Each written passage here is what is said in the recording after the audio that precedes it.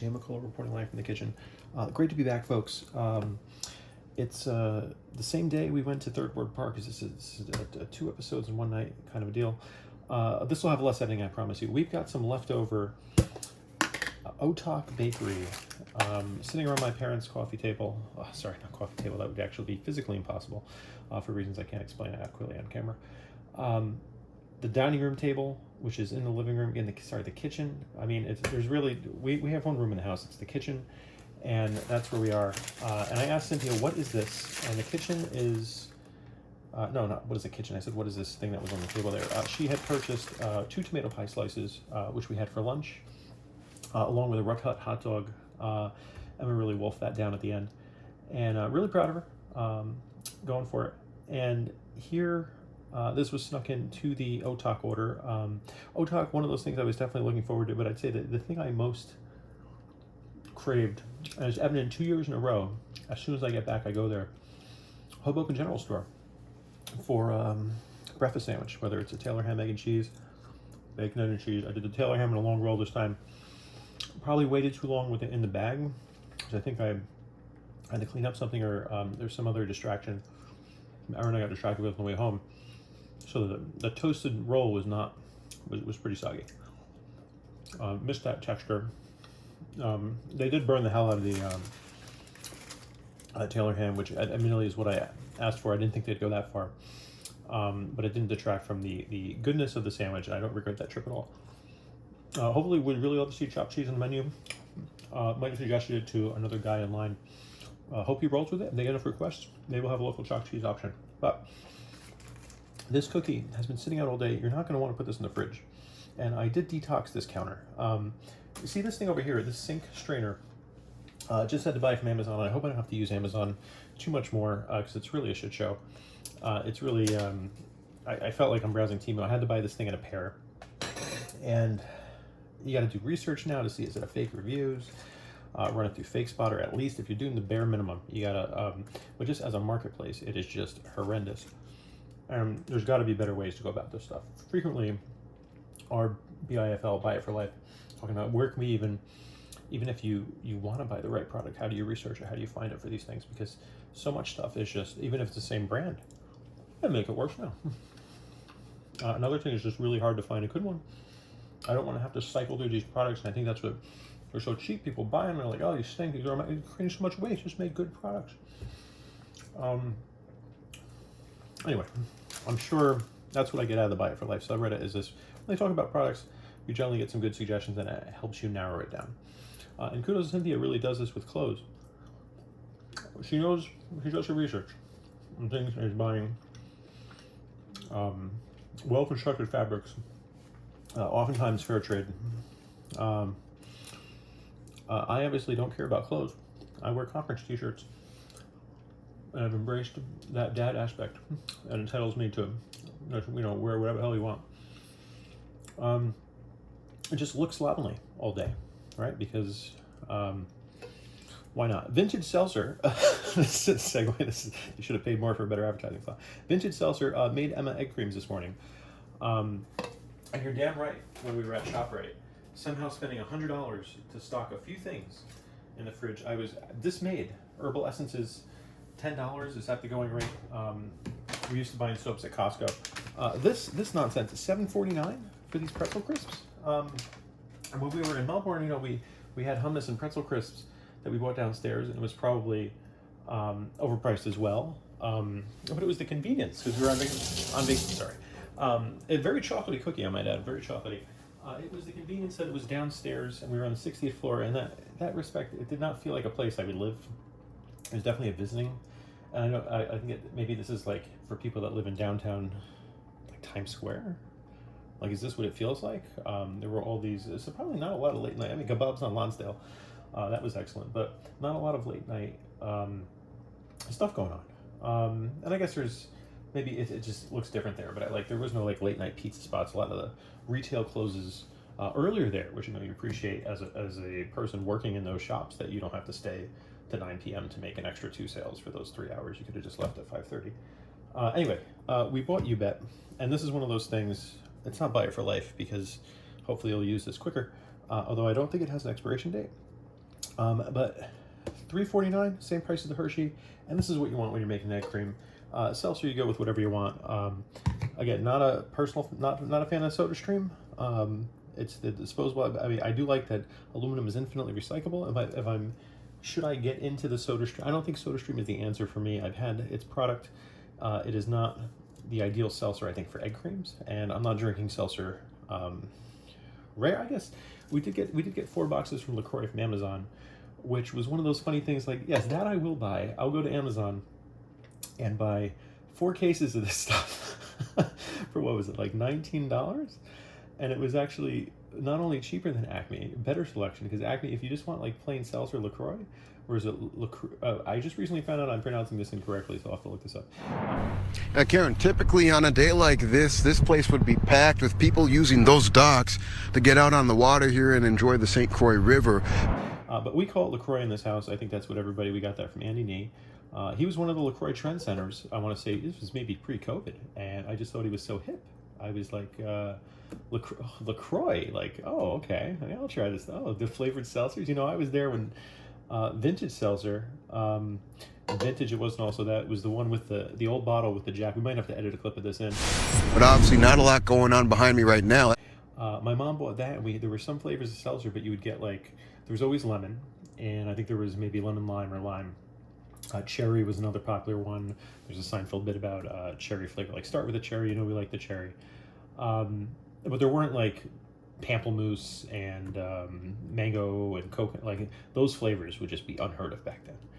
I mean, the only coconut you're getting in a grocery store in Passaic County when I was growing up is probably in the ethnic foods aisle, getting cream of coconut or coconut milk or something. If right there with the Goya and then the other brands, just all sequestered there, because you know you can't let the ethnic stuff get out into the other aisles. No, that's how you'll get. That's what you end up with Trader Joe's. Trader Joe's is like ethnic foods aisle. Buddy, have you seen the store? It's just, we're just doing it, whatever. It must be fun to work for the product sourcing people at Trader Joe's. Anyway, getting back to it, it's a good cookie. Great for OTUG, Landishim here, Hoboken General Store, doing business like gangbusters like ever. We had alfalfa salad tonight. I want to say the seasonal it was a play on Amalfi Coast. It was like the alfalfa coast. Delicious salad. I think it was some apricot, some stone fruit was in there. It's just good to see their second location. I can't imagine. I don't want to think about what the rent was paying. And I'm absolutely sad to miss Sobsi's and whatever it turned into, Mom's Gourmet. That was a lovely produce store.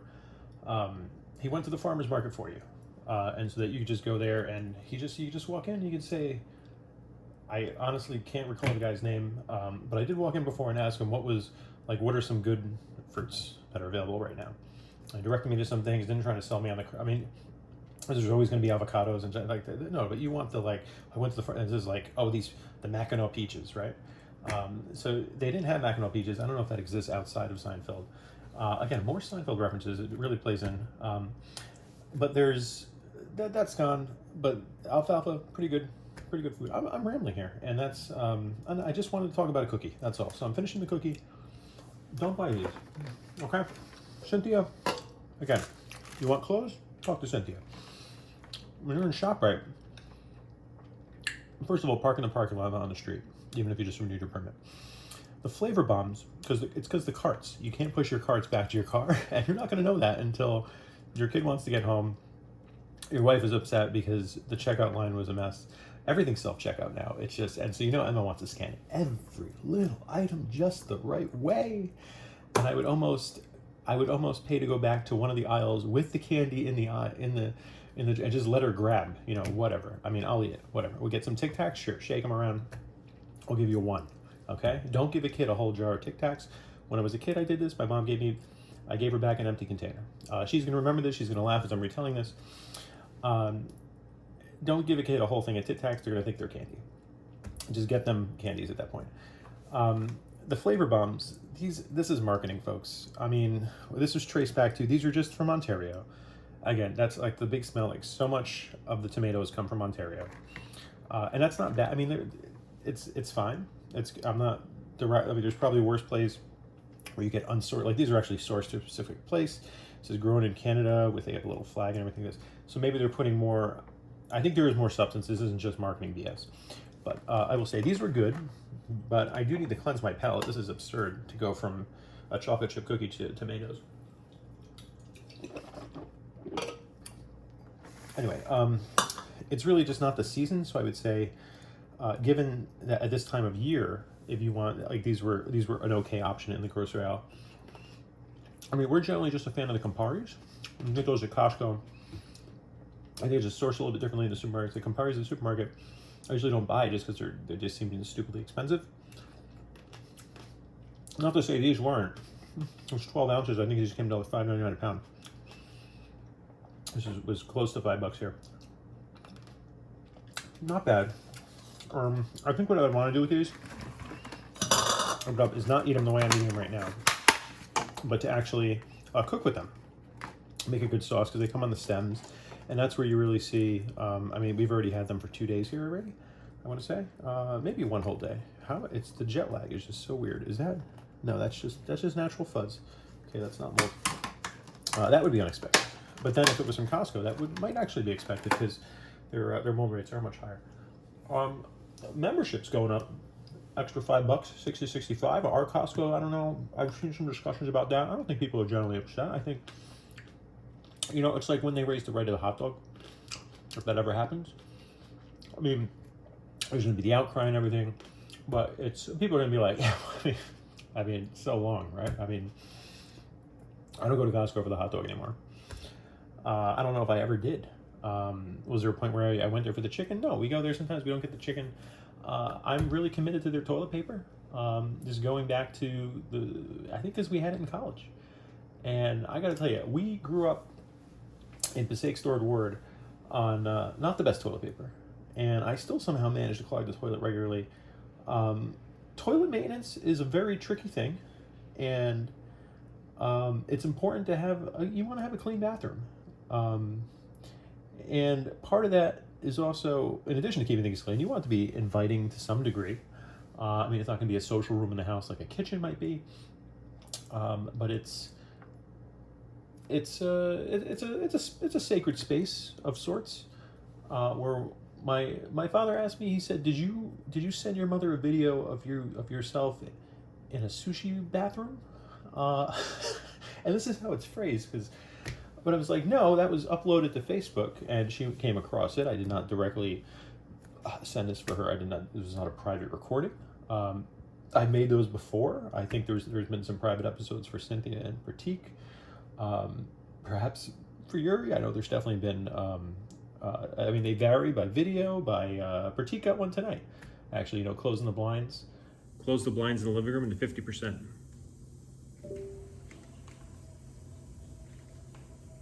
And a good time in the group chat with him and Paul, just reminiscing about things. It's good to have that lifeline still, or I guess it's like a little tentacle back into your memory banks, where you can go have common nostalgia with friends. What the hell am I talking about here? Anyway, clean the whole kitchen. Milo's getting a haircut tomorrow. The Roku controller's chewed up. I don't know. It's like you want to know about this stuff beforehand, and that's just part of the. That's part of the communication process, because I'm entirely certain that Milo did not chew up that controller, and we're gonna find out because we're gonna use the Roku,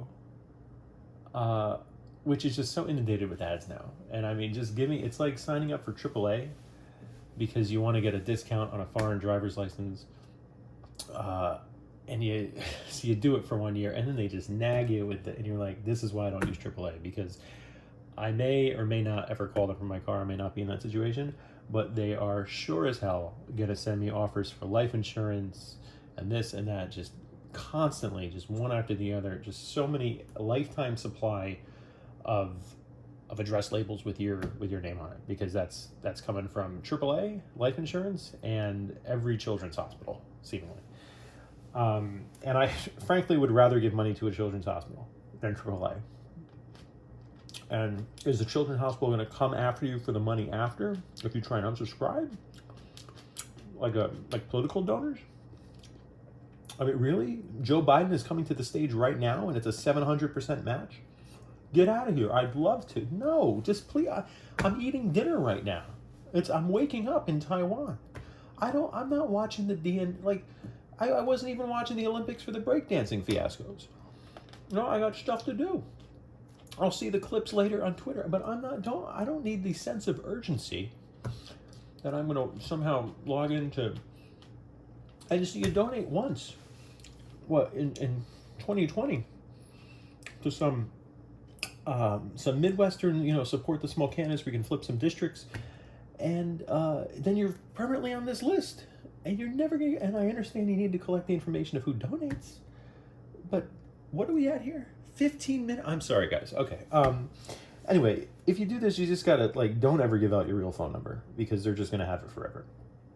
And I guess from the get-go of, like, what is it's dangerous to go alone and take this, set your kids up with, like, a burner email account and a burner phone number for, like, scams and all, like loyalty cards, because you want to use these things, but tell them how to, like, intelligently sign up so it doesn't just get, you don't want to, 9 out of the 10 emails you get every morning to be from mailing lists that you just don't even know how to unsubscribe to.